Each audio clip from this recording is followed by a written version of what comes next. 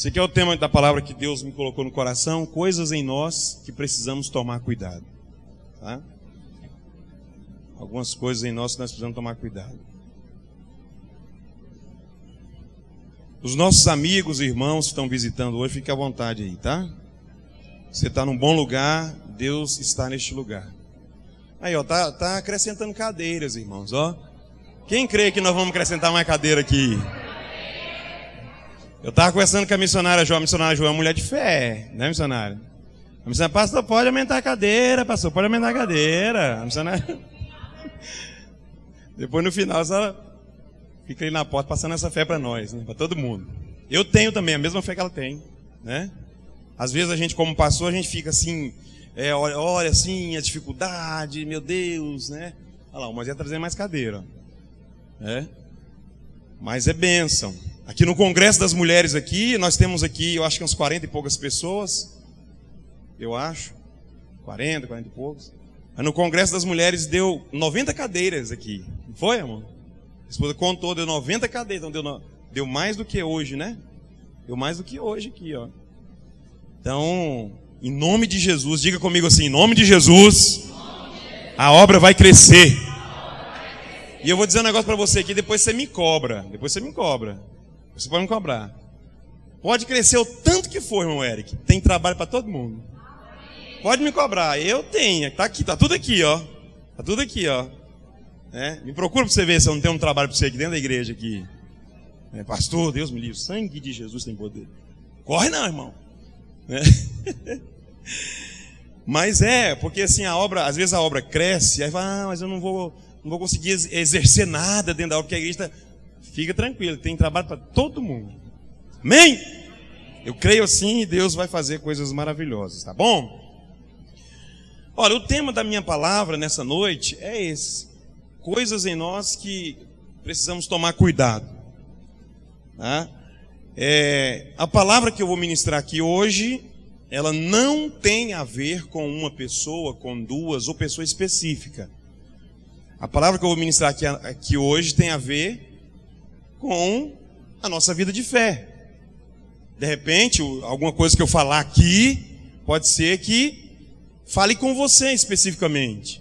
Mas talvez essa mesma coisa que eu falei, que falou com você especificamente, tem 5, 10 pessoas que de repente precisavam ouvir a mesma coisa. Então não é uma pessoa específica, não é por causa de uma situação, não tem nada a ver. A palavra que eu vou falar aqui, enquanto eu estava fazendo ela aqui, ela me pegou em algo aqui, a palavra. Eu falei, eu vou colocar, me pegou, vou melhorar. Me pegou, melhor, não tem problema. Mas o Espírito Santo estava me mandando a palavra aqui no coração e na mente, eu fui anotando, e anotem até o que está pegando você mesmo. Viu? Eu estava lá assim em casa, assim, entrando no pé do closet lá, e a Samila falou um negócio, eu falei, eu vou falar isso aí hoje. Samila. Pegou ela antes de eu falar. Não foi, Samila? Vou falar isso aí hoje lá. Então, não é específica, é uma palavra para que o nosso coração, a nossa fé possa se fortificar em Deus, na palavra, no Evangelho do nosso Senhor Jesus Cristo. Ok? Coisas em nós que precisamos tomar cuidado.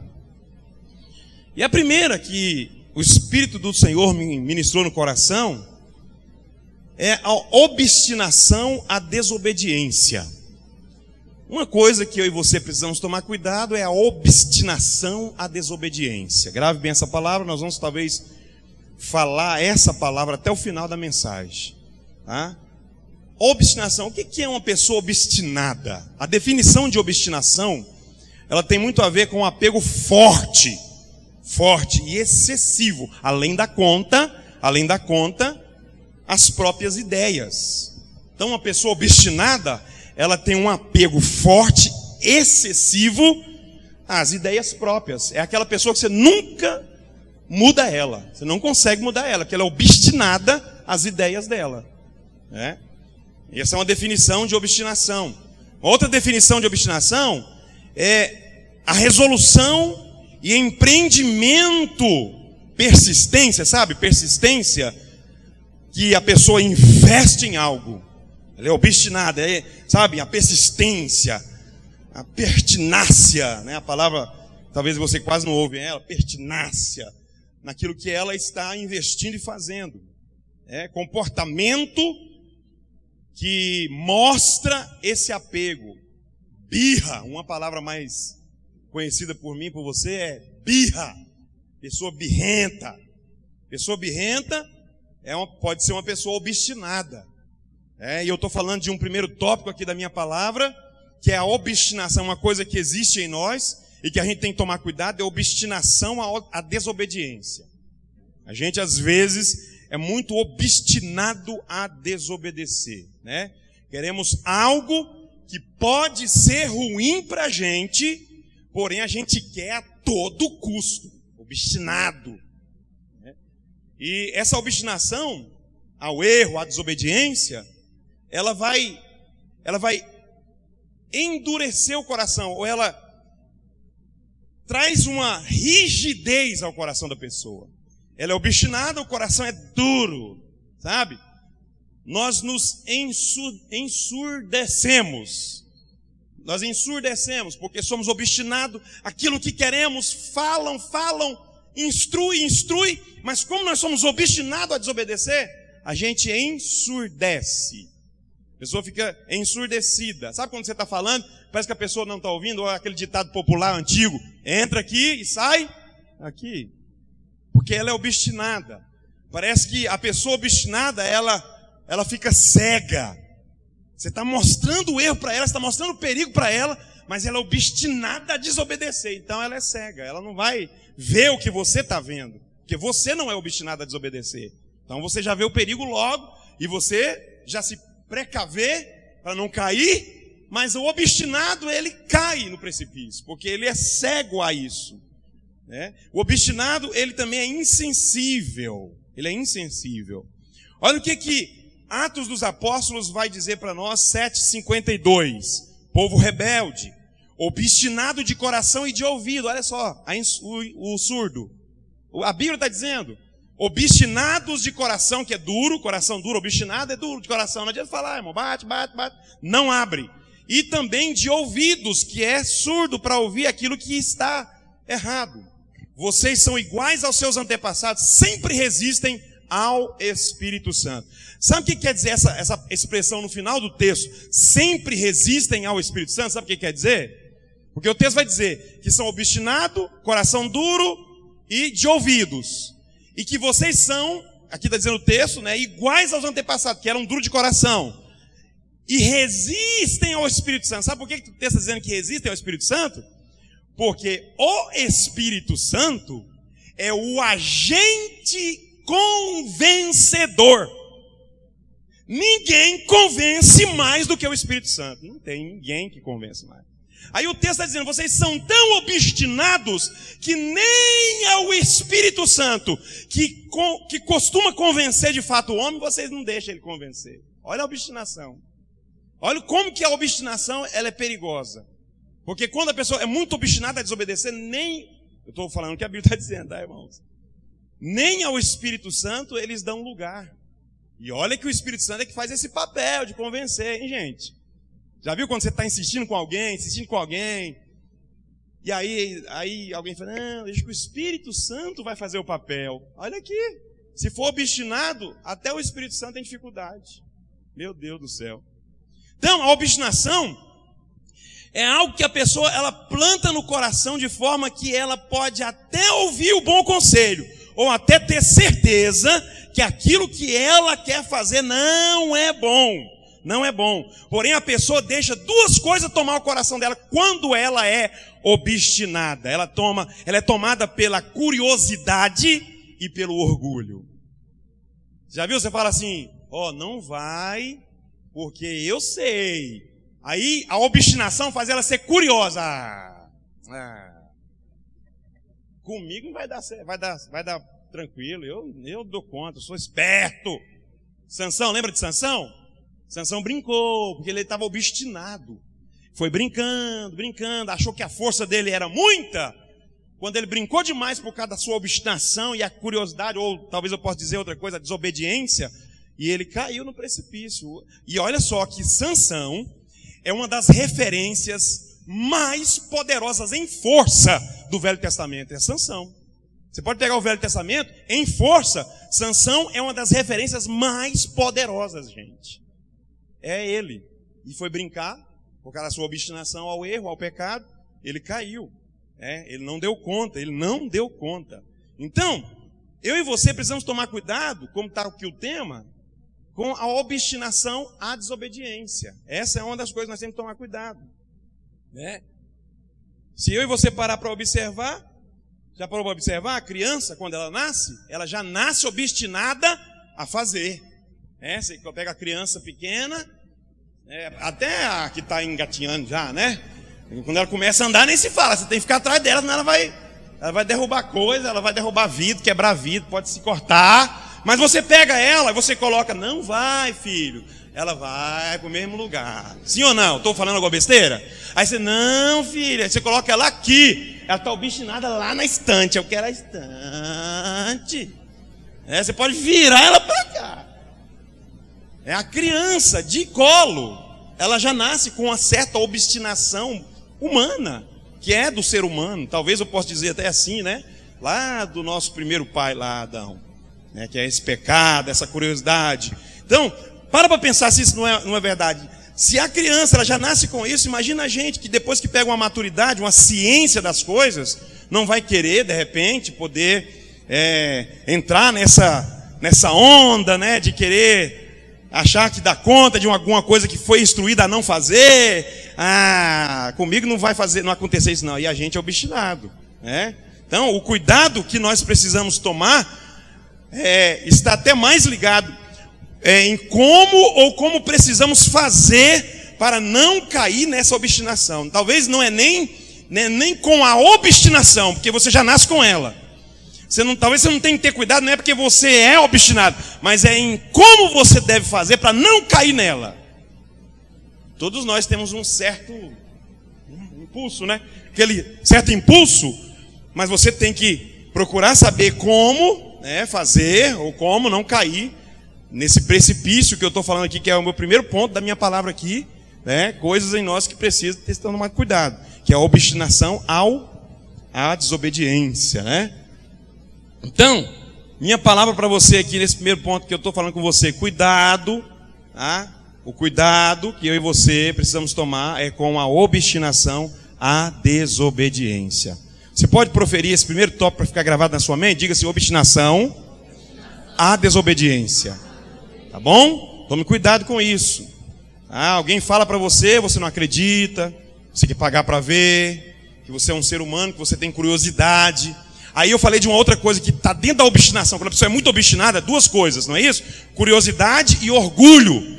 Porque quando alguém fala para você, aí vem um certo orgulho que atinge você e fala assim, ninguém manda em mim. Eu é que mando a minha vida.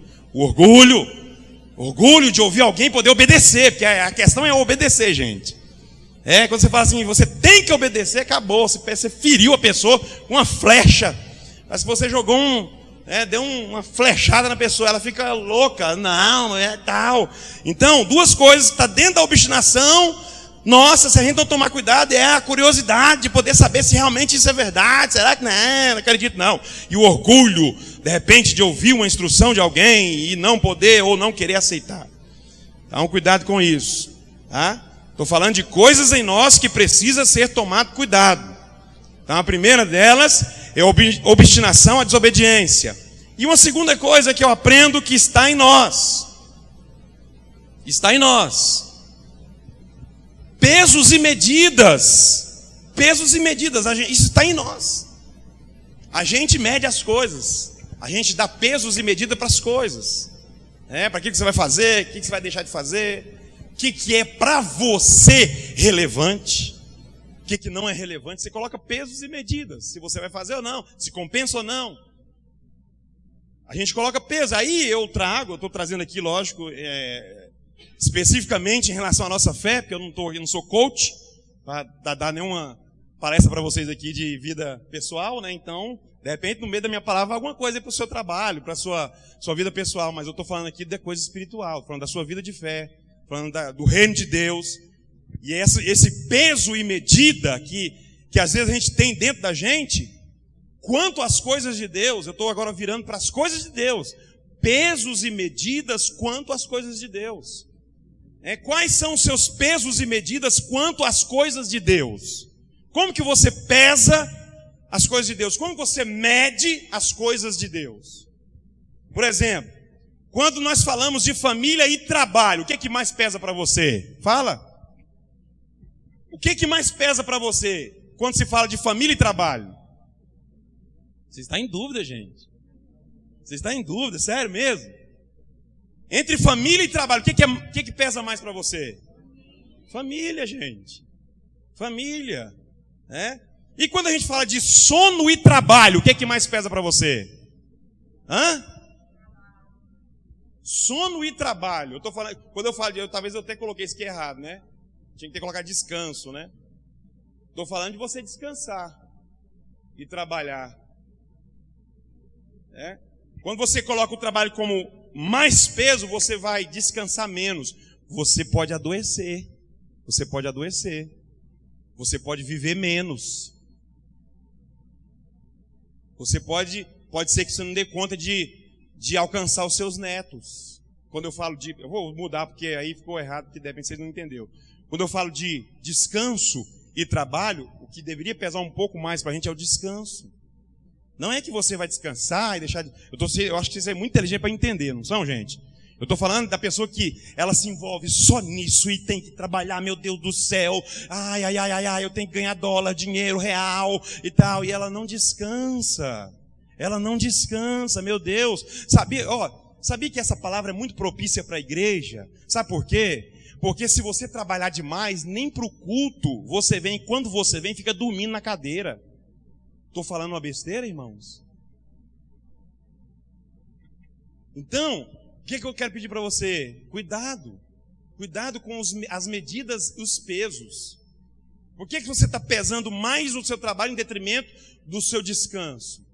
Por que você está pesando mais o seu trabalho em detrimento da sua família? Cuidado. Então, uma coisa que está em nós e que nós temos que tomar cuidado é exatamente pesos e medidas. E quanto ao reino de Deus, nem se fala. Pesos e medidas. Quando a gente se fala de crescimento, olha só isso aqui. Entre crescimento e a opinião dos contrários, o que pesa mais para você? Você está em dúvida, gente? Entre crescimento e a opinião dos contrários, o que pesa mais para você? Crescimento, gente. Porque todas as vezes que você começa a crescer, os contrários vão aparecer. Se você deixar os contrários pesar, você vai largar o que você está fazendo, vai deixar de crescer, vai achar que isso não é relevante, um monte de outras situações. Um monte de outras situações. E quando a gente fala de amigos e família, o que pesa mais para você? Aí, família. E quando a gente fala do cônjuge e a gente fala da parentela, o que pesa mais para você? Não, pastor, é porque eu tenho um tio meu que, sabe, é como um pai para mim. Para, né, irmão? Sua esposa é muito mais importante que seu tio, seu marido é muito mais importante que seu sobrinho, muito mais. Não existe isso, E é aqui que entra, eu falei para você que eu estou falando de coisas espirituais, mas aqui entrou algumas coisas nossas, humanas, mas é aqui que entra a questão dos pesos e medidas quanto às coisas de Deus. Eu fiz essas perguntas para vocês, justamente para levantar na memória de vocês, no pensamento, no sentimento de vocês, para vocês parar um pouquinho para pensar em relação às coisas de Deus. Em relação às coisas de Deus. Como que estão as nossas medidas e os nossos pesos quando se relaciona às coisas de Deus? Como que estão os nossos pesos e as nossas medidas? Em que escala de prioridade você está relacionando as coisas de Deus? Em que escala?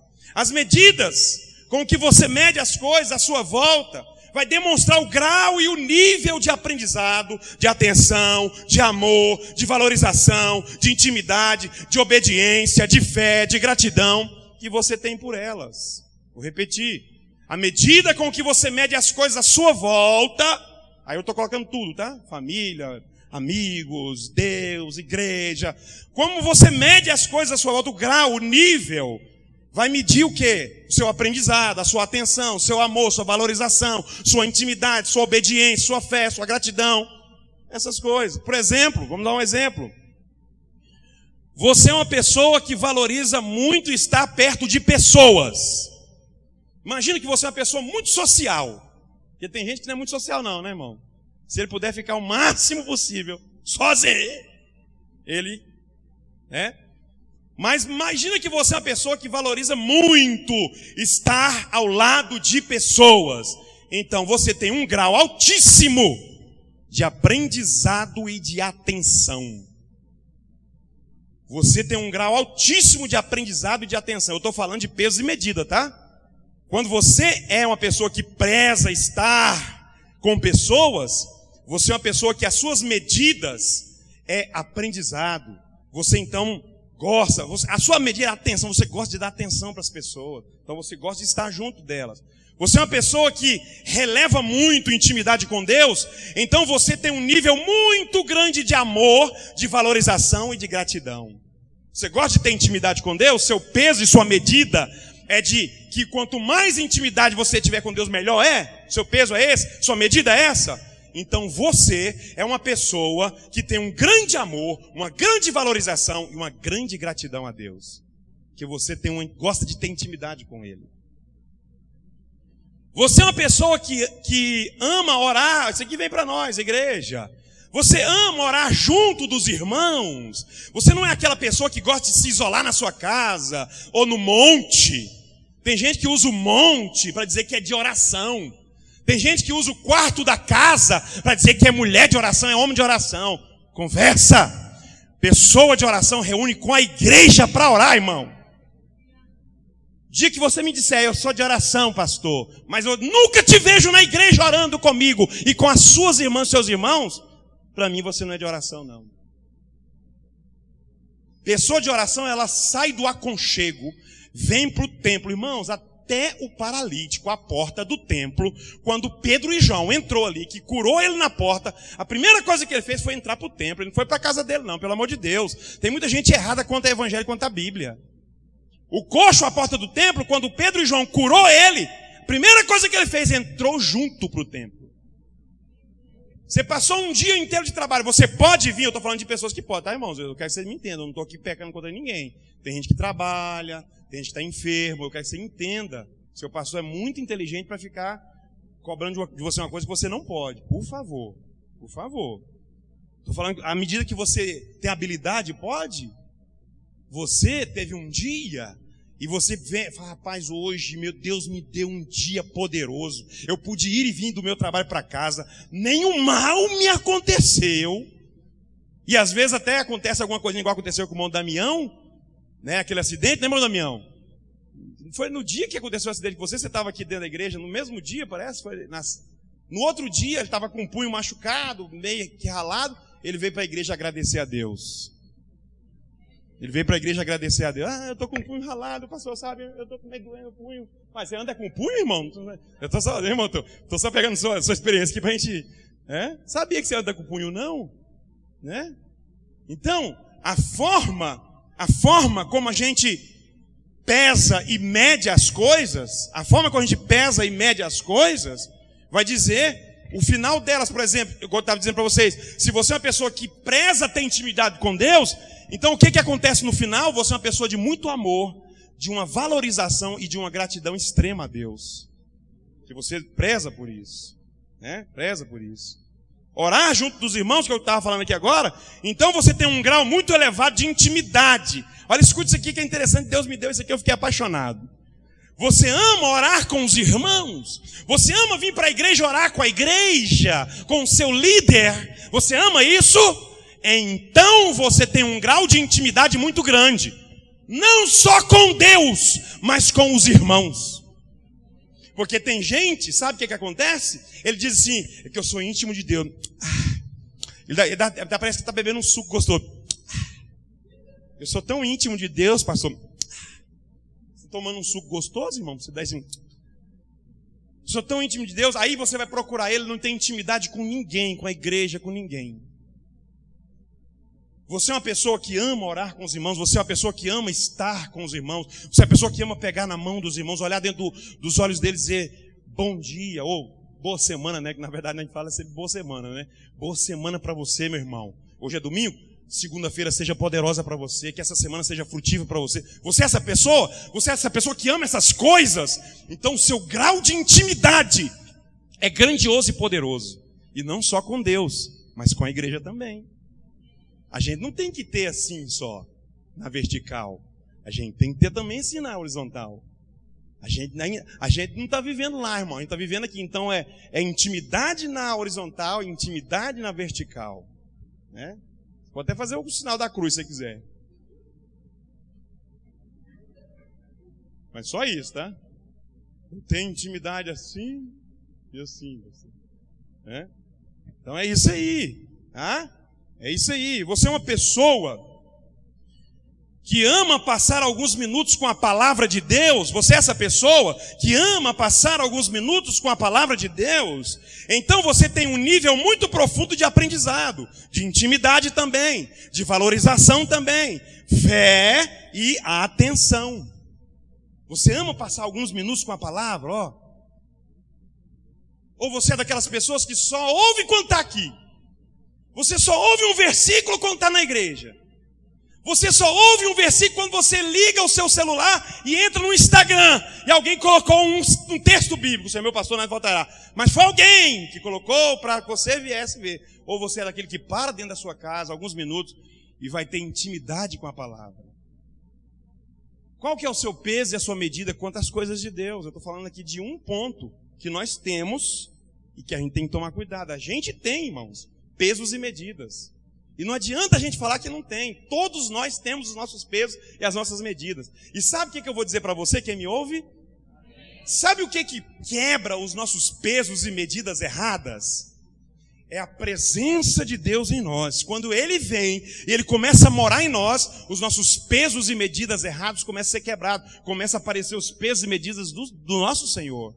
Isso aqui para você é importante, meu filho. Meu filho, importante para você reunir com a minha igreja. Meu filho, importante para você não é só ir ao monte. Você pode até ir, meu filho. Pode orar no monte, que é muito gostoso, realmente. Tal. Mas você precisa também estar na comunhão dos santos. Se você deixar Deus quebrar os seus pesos e medidas, Deus vai colocar os pesos e medidas dele. Tá pegando a visão ou não, irmão? Isso aqui é do céu agora, é fax, né? Antigamente o fax, mas estou na época do fax. É fax do céu agora. É o WhatsApp do céu, né? Você vai ter as melhores medidas, os melhores pesos. Aí, sabe por que eu estou falando isso para você? Porque assim, quando você tem os seus pesos e suas medidas, você tem as suas ideologias, as suas ideias, quanto às coisas de Deus. Então você faz o seu mundinho espiritual, você faz a sua igrejinha, você faz a sua forma de ver a Bíblia, você começa a definir os seus textos, entende ele das suas formas. Meu Deus, quantas pessoas que entendem a Bíblia de umas formas tão bagaçadas e bagunçadas, que você fica, meu Deus do céu, que Bíblia é essa que não está na minha mão? Eles definem os textos para alimentar as suas ideias, os seus egos. E aí Deus está falando comigo, deixa eu colocar os meus pesos e as minhas medidas na sua fé. A sua vida de fé vai transformar, vai mudar. Está entendendo, amados? Então, é isso que eu preciso aprender. Olha aqui que Mateus 23, eu achei lindo esse texto agora quando Deus me revelou uma outra coisa nele. Mateus 23, 23. Ai de vocês, mestres da lei e fariseus hipócritas. Vocês dão o dízimo da hortelã, porque naquela época era isso, hortelã, abóbora, repolho. Aí o povo quer que seja desse jeito ainda. Pastor, não, então traz repolho para a igreja, traz abóbora, traz hortelã para a igreja. Porque vocês, fariseus hipócritas, dizem que se vocês fizerem, estou falando agora nas minhas palavras, dentro das entrelinhas, tá? Porque vocês, fariseus hipócritas, dizem que se vocês fizerem tal coisa, já basta. Aí o texto termina dizendo assim, vocês devem praticar estas e não omitir aquelas. Todas as duas vocês têm que praticar. Vocês têm que dar os dízimos da hortelã, do endro e do cominho, e têm que praticar o amor. É engraçado que o texto vai dizer que eles estavam negligenciando a mais importante, porque dízimo não é mais importante do que amar. Do que amar. Escute isso aqui. Dízimos, oferta, dinheiro não é mais importante do que amor. Então o texto está dizendo, vocês estão negligenciando a mais importante E qual que é a mais importante? A justiça, a misericórdia, a fidelidade. Só que vocês não devem deixar de fazer essa mais importante e nem a menos importante. Tem que fazer as duas. E o povo estava colocando peso e medida. Não, eu estou fazendo isso aqui, o dízimo da hortelã, do endro e do cominho, está ótimo demais. Sabe? Né? O que você quer falar? Fale. Tem quem quer de jeito, você não entende o que quer falar. Né? Deus está dizendo para mim e para você nessa noite, não deixe os seus pesos e as suas medidas atrapalhar um milagre de Deus na sua vida. Pessoas que têm pesos e medidas próprios podem atrapalhar o que Deus quer fazer na vida delas, porque elas começam a travar as portas para Deus entrar, para Deus agir, para Deus fazer alguma coisa. Então, nós temos que tomar cuidado quando medimos as coisas de Deus. As nossas medidas nem sempre estão corretas, ou nem sempre dão certo. Nem sempre, irmão. Nem sempre. Nós medimos conforme a nossa forma humana de ver as coisas. Conforme a nossa forma de ver as coisas. Por exemplo, vou dar uns exemplos aqui para vocês. Olha as nossas medidas. Olha os nossos pesos. Eu acho. Outra medida nossa e peso. Não é bem assim não. Eu falei para vocês aqui numa outra palavra que eu dei aqui. Você lembra? Eu acho que Deus não é tão mal assim não. Vai mandar as pessoas para o inferno não. Conversa. Deus é amor. Olha as nossas medidas e os nossos pesos. Olha os nossos pesos e as nossas medidas. Isso é coisa do Velho Testamento, pastor.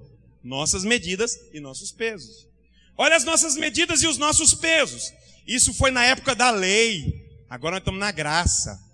Nós estamos na graça. Olha as nossas medidas e os nossos pesos. Deus é amor. Olha a outra. Um pouquinho, não tem nada não. Né? Um golinho. Um dedinho. Tem nada não.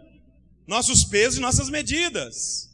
Deus vê o coração. Nossos pesos, nossas medidas. Nossos pesos, nossas medidas não tem nada a ver. Lembra da música? Tem nada a ver. Tem nada a ver. Isso é normal. Eita coisinha que faz crente se dar mal. Nossos pesos, nossas medidas. Nossos pesos, nossas medidas. Olha outro peso e medida nossa. Não podemos julgar. Quem disse que você não pode julgar? O apóstolo Paulo vai dizer, observai tudo. Isso é julgamento, irmãos. Isso é julgamento. Observe tudo. Retém o que é bom. Isso é julgamento. Quando você observa tudo, você está julgando. Quando você retém o que é bom, você está julgando. Julgamento. Nós não podemos julgar, pastor, sabe? Por exemplo, vou dar um exemplo para você aqui. Um exemplo que talvez encaixa muito no que eu estou falando. Você sabe que a pessoa não presta, a pessoa é má índole, a pessoa não tem palavras de Deus na boca, as manias dela, tudo dela não condiz com a sua fé. Mas você insiste em ter amizade profunda com esse tipo de gente. Você insiste em ter amizade profunda com esse tipo de gente. Você não vai julgar que aquela pessoa não é boa para uma amizade profunda com você? Você não vai julgar, então você vai ter amizade com ela, ela vai te levar para o precipício e você perde o céu, porque você disse, eu não posso julgar ninguém, pastor. Ela está errada. As manias dela não condizem com as suas. O caminho dela não condiz com o seu. A vida dela não condiz com a sua. Não tem que ter amizade profunda. Bom dia, boa noite, tudo bem? Agora você senta na mesa, aí você vai fazer parte de uma roda que essa pessoa está. Aí ela te chama para um churrasco, aí você vai. Irmão, pelo amor de Deus, nós somos muito inteligentes. Deus está falando conosco aqui essa noite. Eu e você, nós temos que sair dos nossos pesos e medidas, porque é perigoso. É muito perigoso.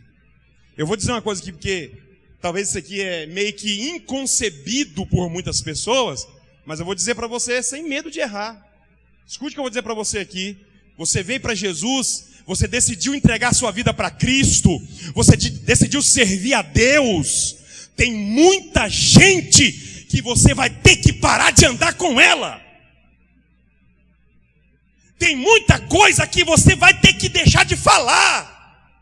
Tem muito lugar que você vai ter que deixar de frequentar. Porque você agora é de Deus, meu irmão. Não tem meio termo, não tem negociação. É inegociável isso aqui. Pastor, então quer dizer que eu vou me alienar, vou ser um alienado? Não, eu não quero ter amizade com você. Ai, sai daqui, sai, capeta. Sai, demônio. Não, você não está entendendo. Deus vai te dar novas amizades.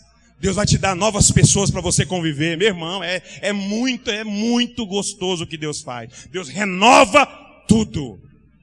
Deus dá presentes para a gente. Deus coloca anjos na nossa vida. E eu vou dizer um negócio para você. Eu estava conversando com o Serginho lá na porta da casa dele esses dias, né, Serginho? Você vai lembrar disso aqui. Eu dizia para ele de alguma coisa do passado dele. Eu disse, você tem saudade, Serginho? Nenhuma, pastor. Tem saudade nenhuma. Agora, sabe por que ele não tem saudade nenhuma? E outras pessoas aqui que estão aqui hoje, de repente, lá no mundo, né? Sabe por quê? Porque Deus presenteou a cada um de nós com coisas melhores do que nós tínhamos lá. Não tem que ter saudade. Não dá para ter saudade, meu irmão. Sabe qual que é o maior engano do diabo? Sabe qual que é? É lutar com o crente que tem presente de Deus na vida dele. Quem tem presente de Deus na vida dele, quem reconhece os presentes, não vai largar os presentes para voltar para o vômito. Não, o diabo perde tempo, gente, com tanta gente dentro da igreja. Se bem que ele ganha com algumas, mas ele perde com muitas. Porque tem muita gente dentro da igreja que está tão feliz, tão alegre com o que Deus fez na vida dela, que ela olha para o mundo e fala assim, eu tenho nojo, pastor. Eu tenho nojo daquela vida, Deus me livre. Eu nem acredito que eu fazia aquilo. Você fazia assim e você era top para fazer o negócio. Ninguém ganhava de você. Mas agora Deus te deu um banho da graça, te deu novos presentes, novas amizades, novo estilo de vida, nova visão, meu irmão. Deus fez uma coisa nova na minha e na sua vida. Não dá para sentir saudade, não dá. Minha medida e meu peso agora é diferente, muitas vezes. Olha outro peso e medida nosso.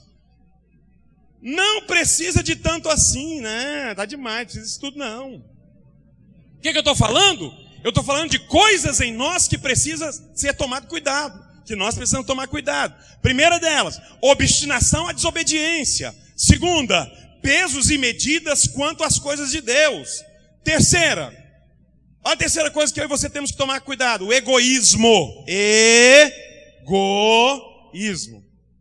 Agora preste atenção no que eu vou dizer para você, que tem muitas pessoas que é egoísta, mas não percebe. E eu vou provar para você. Tem gente que é egoísta, mas não percebe que ela é egoísta. É uma coisa estranha. É estranho. Olha a definição de egoísmo. Amor exagerado aos próprios interesses. Ou o amor exagerado aos próprios interesses em detrimento aos dos outros. Então você ama muito os seus interesses, mas o dos outros. Um egoísta. Olha a definição de egoísmo. Exclusivismo que leva uma pessoa a se tornar referência em tudo. Orgulho, presunção.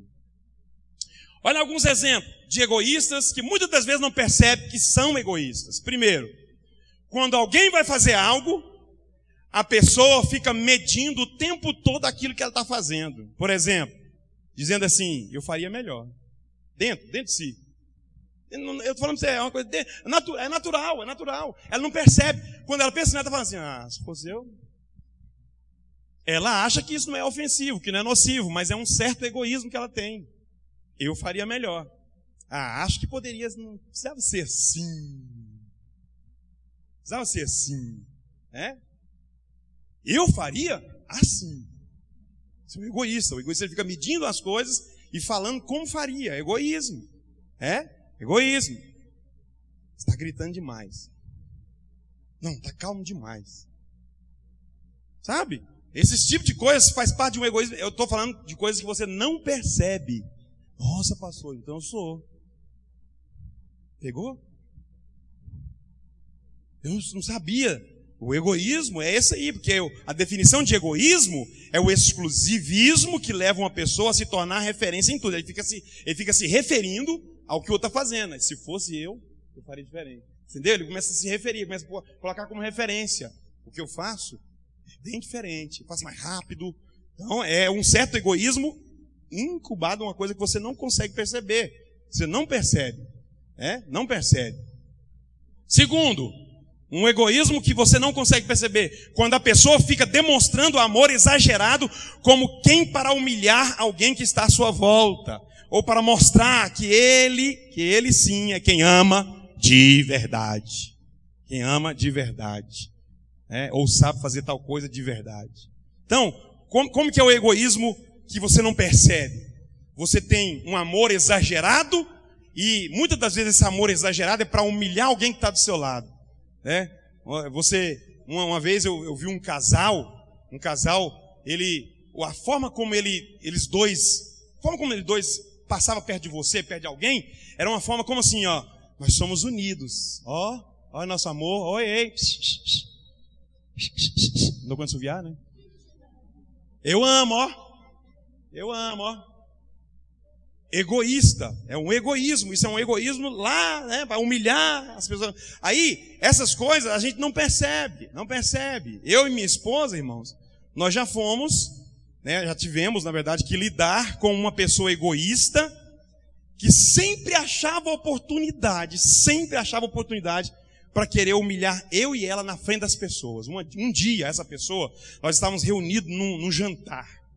E essa pessoa, bem assim na nossa esquerda, com algumas pessoas reunidas com ela, eu e minha esposa aqui, mais ou menos, e ela assim, toda vez que nós estávamos reunidos com gente, que ela estava junto, ela tentava alguma coisa para nos humilhar. E eu me lembro muito bem do fato. O fato foi assim, eu estava falando alguma coisa em relação a, de repente, por exemplo, eu estou lá em casa, e aí, de madrugada, alguém, pastor, ora para mim aí e tal.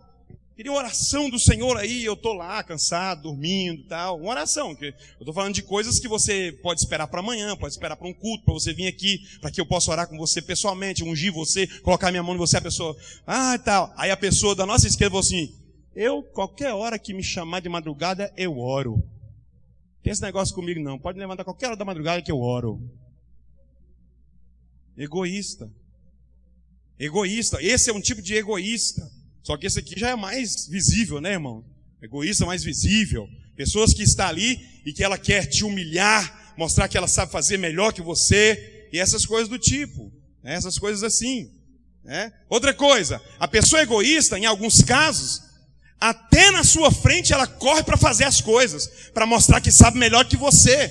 É uma pessoa atrevida. O egoísta, ele é atrevido.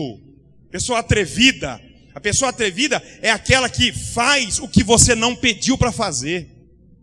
Que você não pediu para fazer, para demonstrar uma eficiência exagerada.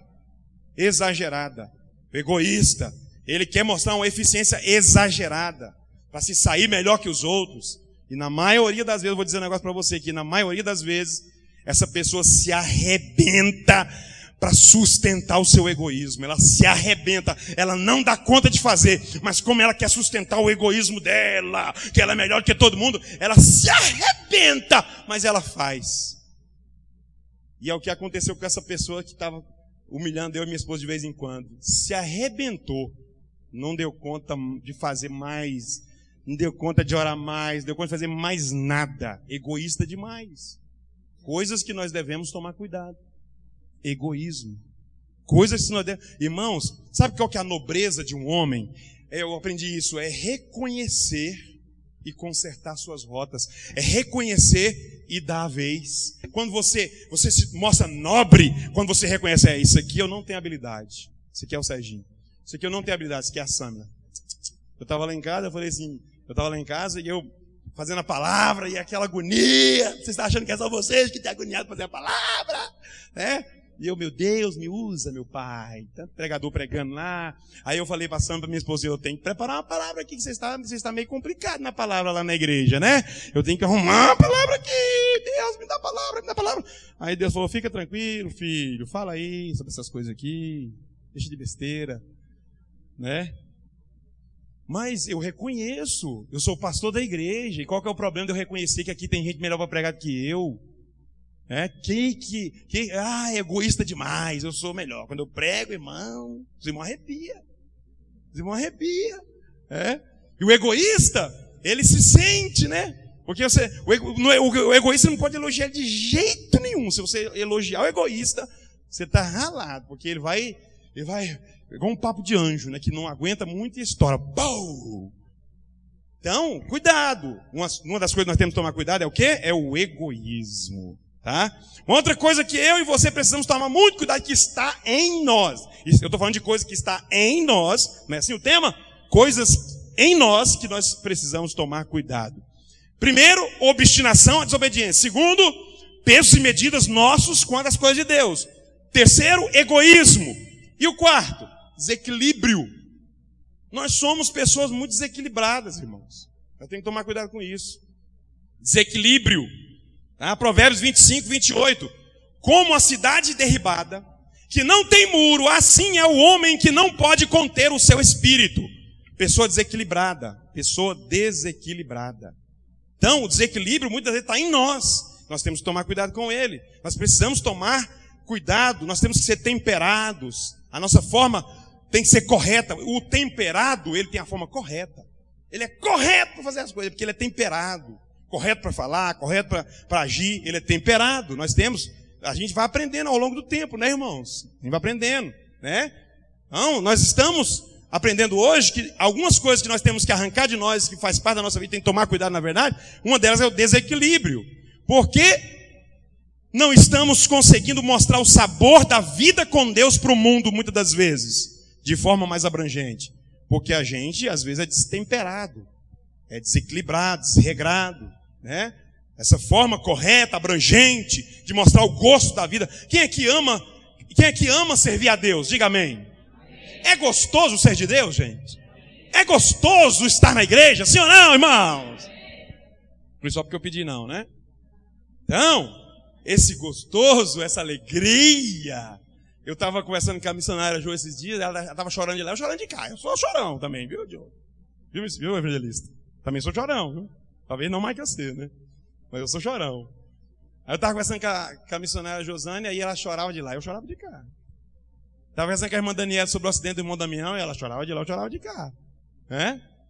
Porque, na verdade, o que nós temos que fazer? A gente tem que amar e ter gosto para que a gente possa poder passar isso de uma forma mais abrangente para o mundo. E o mundo venha ver esse gosto, esse sabor, que a gente está sentindo o sabor da vida com Deus.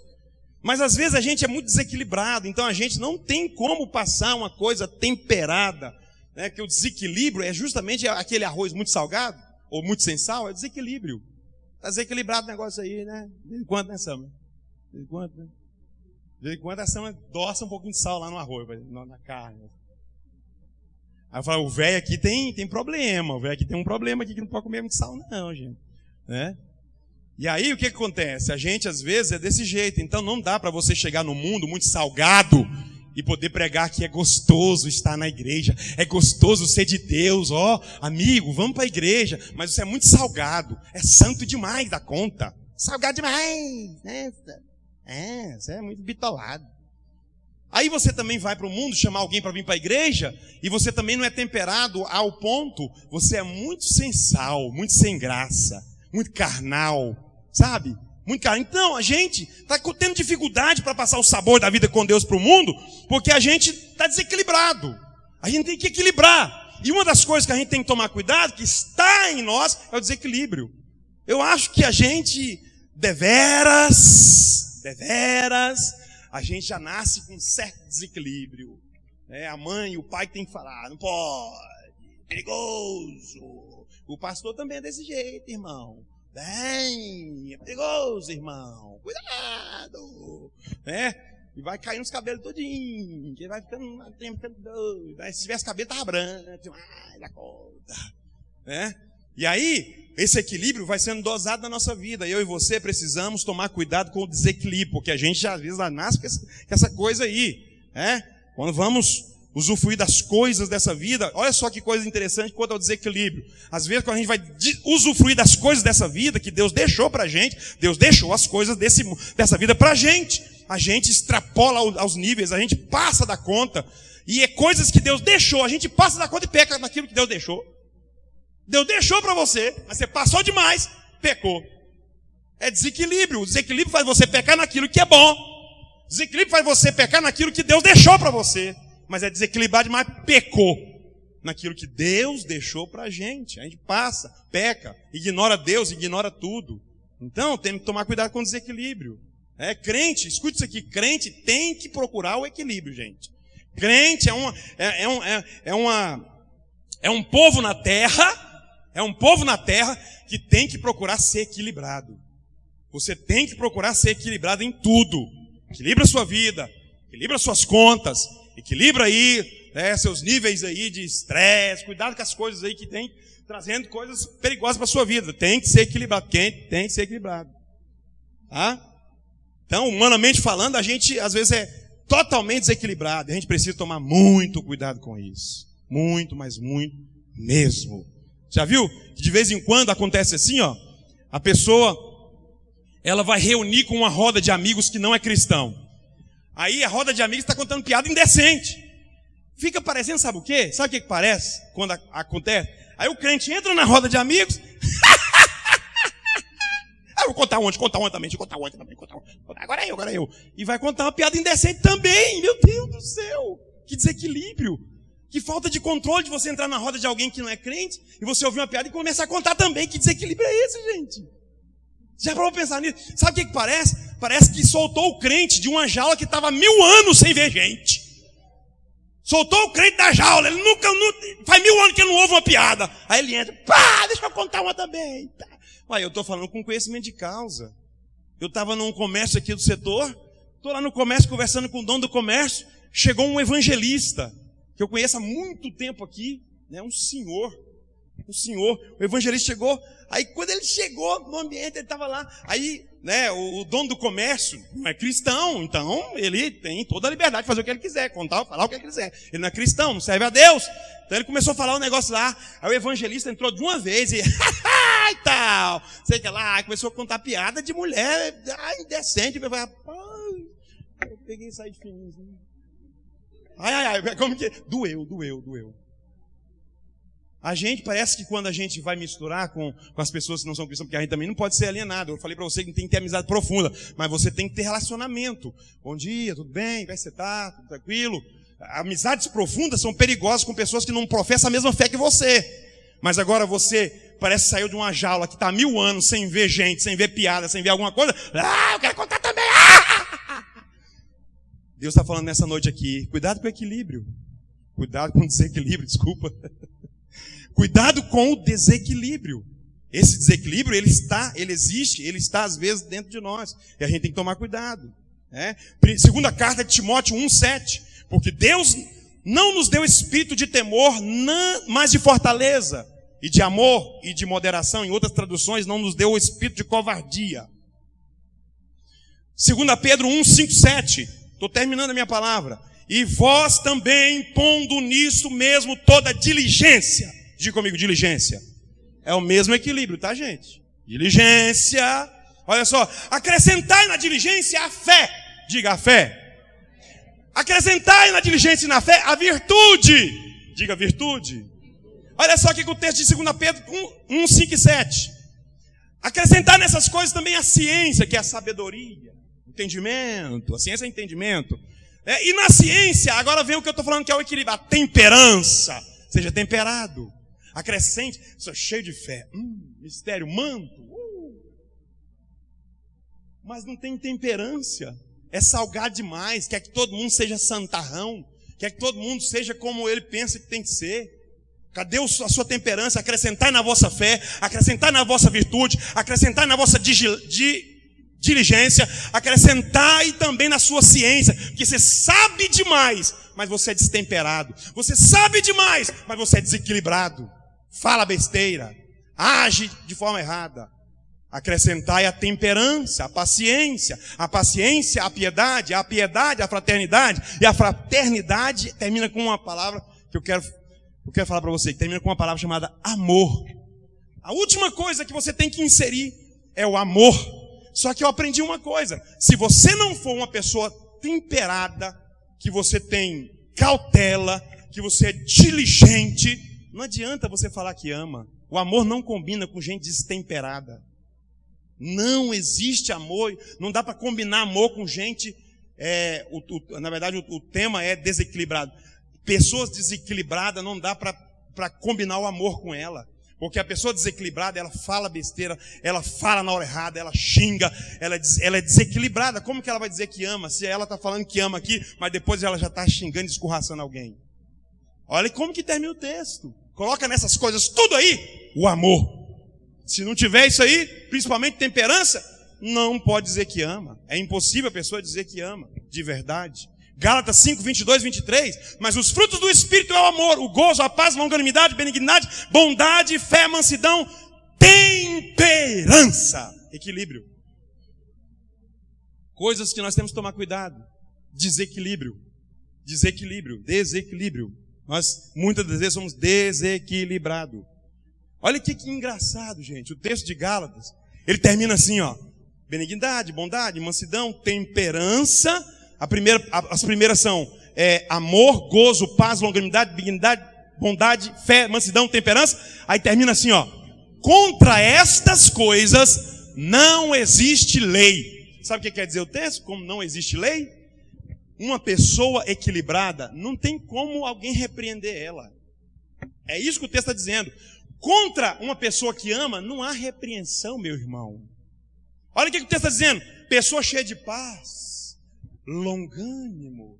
Uma pessoa que ela cheia de gozo, cheia de alegria. Que está falando de alegria. Uma pessoa benigna, bondosa, cheia de fé. Não dá para repreender ela. São virtudes irrepreensíveis. Não há lei. Não há lei. Não há lei. Aí eu quero abrir um parênteses aqui para mim e para você nessa noite. O mundo está procurando erros em você. Procure esses frutos aqui para que você seja irrepreensíveis nessa sociedade corrompida. As pessoas vão olhar para você e falar assim: eu quero ser como ela. Eu quero ter o casamento dele. Eu quero ter a paz que ela tem. Eu quero ter essa alegria. Sabe, você vai começar a comover e mexer com as pessoas, como o Sander falou aqui na mensagem dele, sem palavras. Porque os frutos fervilham em você, os frutos jorram em você, não há repreensão. A pessoa olha, um dia uma pessoa chegou em mim, minha esposa, e aí nós estávamos na igreja, nós éramos de outra igreja, e a pessoa chegou em mim e falou: vem cá, irmão Junei e irmã Sheila, me responde uma coisa, vocês não brigam não? Olha, nessa ironia, vocês não brigam não?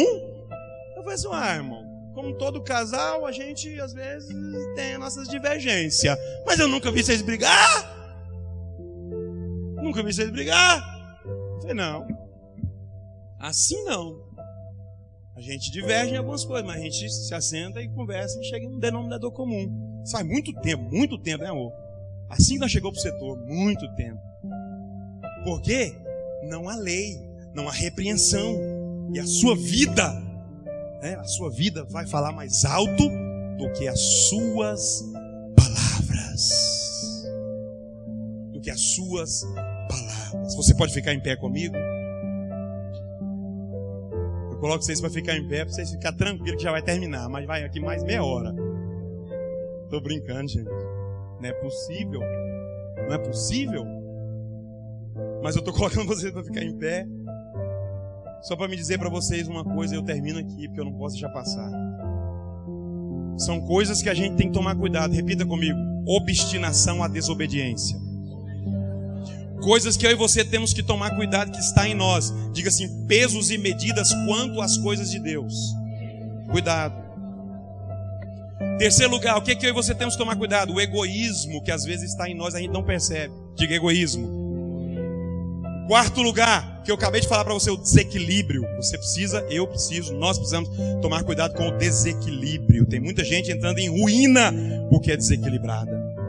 Em quinto e último lugar, eu termino aqui, não vou ser muito extenso não.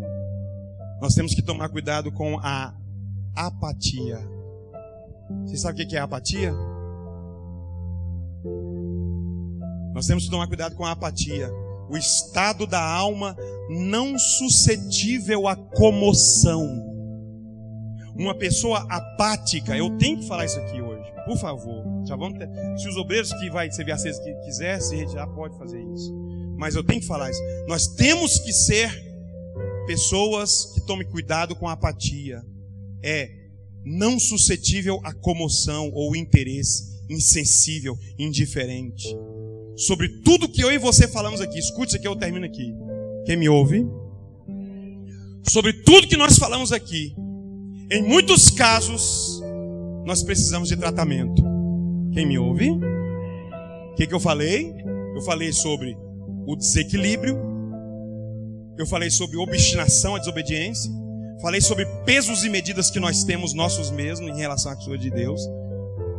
Falei do egoísmo. Muita coisa que eu falei aqui, a gente precisa de tratamento, senão não resolve. Vou repetir. Tem muita coisa que eu falei aqui, se você tem isso e você não se tratar, não resolve. Tem que se tratar, irmão. Você é egoísta e de repente você não percebe, está gerando até intriga dentro do lar, ou sei lá, está expulsando as pessoas. Tem que se tratar. Em outros casos, nós só precisamos de algo. Deus na nossa vida. De tudo que eu falei aqui, até a apatia, nós precisamos às vezes de tratamento, ou a gente precisa de Deus. A gente precisa de tratamento ou de Deus.